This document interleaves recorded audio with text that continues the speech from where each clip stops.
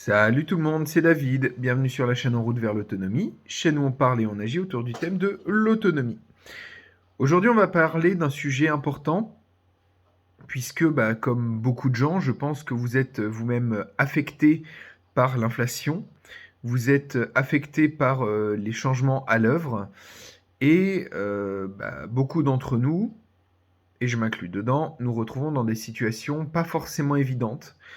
Les fins de mois sont difficiles. Et on se demande tous, mais comment faire pour essayer de tenir bon, de tenir le choc. Et je vais vous donner les clés de compréhension pour mettre en place une arme radicale contre l'inflation, contre la période difficile que nous vivons actuellement. Bien entendu, vous vous en doutez, je ne parle pas là d'une arme à feu ou d'une arme physique. Hein. N'allez pas braquer une banque, attendez quand même d'avoir vu la vidéo jusqu'au bout. On va plutôt parler d'un sujet qui me tient à cœur, à savoir le troc. Le troc, avant d'être intégré comme je le suis aujourd'hui à ma communauté, c'était pour moi quelque chose d'irréalisable. En effet, nous n'avons pas toujours le bien qui est nécessaire à la personne qui possède un bien dont nous avons besoin. Et bien souvent, voilà, il a ça, qu'est-ce que je pourrais lui donner en échange? J'ai rien qui lui plaise, donc je n'effectue pas ce troc. Comme vous le savez, depuis des années, j'ai rencontré dans mon secteur de nombreuses personnes désireuses de travailler en commun à leur autonomie. Et du coup, nous avons tout naturellement basculé vers ce système de troc. Mais un troc bien différent du troc que vous imaginez, je te donne un truc, tu me donnes un truc. Au sein de ce petit groupe, de cette petite communauté, nous avons adopté naturellement, sans même nous forcer à cela, une façon de procéder très différente. Lorsque je vais voir certains de mes amis, qui sont membres, entre guillemets, de ce réseau, il m'arrive, de temps en temps, si je vois quelque chose qui peut les intéresser, de leur apporter et de leur donner gratuitement. Eux-mêmes, régulièrement, ont tendance, quand ils viennent chez moi, à m'apporter quelque chose. Lorsque je vais en vide-grenier, puisque c'est quelque chose que j'apprécie beaucoup, même si je n'ai pas toujours le temps de le faire suffisamment, je pense toujours à ce dont mes amis ont besoin. Je sais par exemple que Pierre, que je salue, recherche régulièrement des éléments pour vélo. Virgile est toujours à la recherche de certains outils anciens et d'autres choses dont il me parle s'il sait que je vais en vide-grenier là où il n'est pas. Et d'autres, enfin, qui me regardent peut-être, d'autres qui ne me regardent pas. Bruno et Céline ou d'autres. Même si je ne sais pas forcément ce dont ils ont besoin à l'instant T, j'essaye toujours d'apporter, tant que je peux, quand j'y pense, parce que je suis tête en l'air, des choses pour leur faire plaisir ou qui peuvent leur être utiles, ou voilà, du jus de pomme, du cidre. Si je suis en pleine récolte de pommes, j'amènerai une caisse de pommes s'ils n'en ont pas. Si je suis en pleine récolte de noix ou que j'ai beaucoup de noix d'avance, j'en donnerai. Et il en va de même de l'autre côté. Ils ont tendance à m'apporter des choses, connaissant mes besoins. Et on ne compte pas. Quand je vais en vide-grenier, que j'achète quelque chose pour quelqu'un, je m'en fiche de la somme que je lui donne,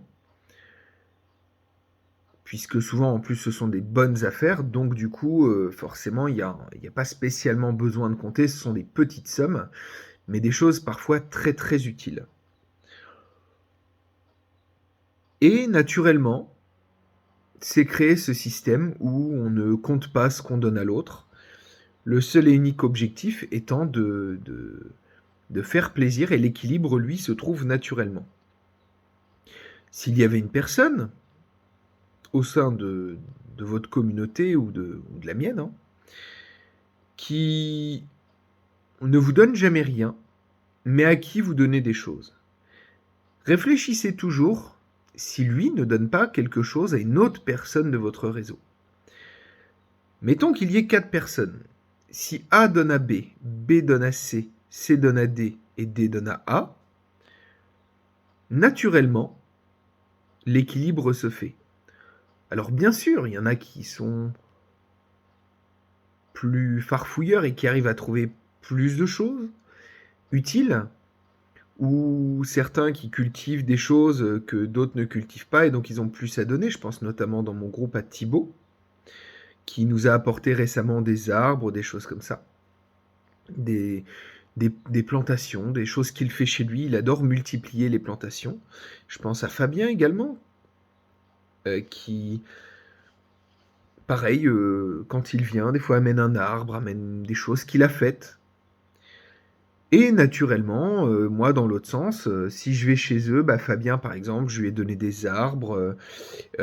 Thibaut par exemple, malheureusement, je suis un peu gêné des fois.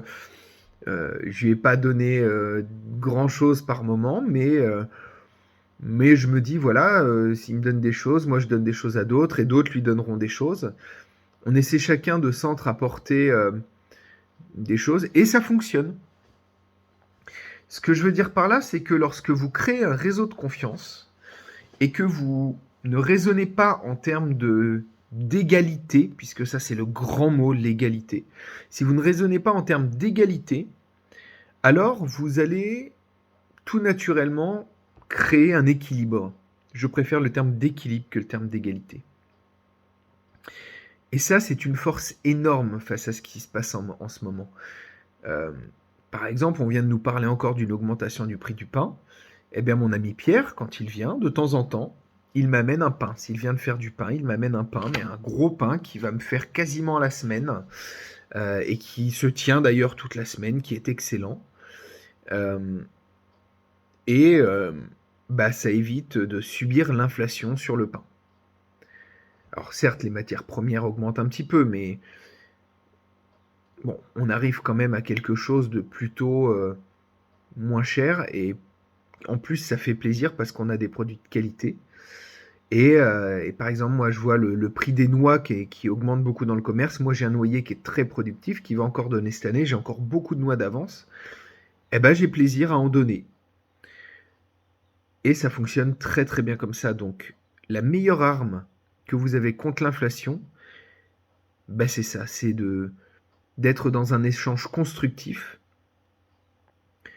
qui n'est pas soumis au comptage, où on n'est pas forcément en train de se dire bah oui, mais lui je lui ai donné ça alors que voilà, il y en avait pourtant, lui il m'a donné très peu. Voilà, réfléchissez groupe. Et pour moi,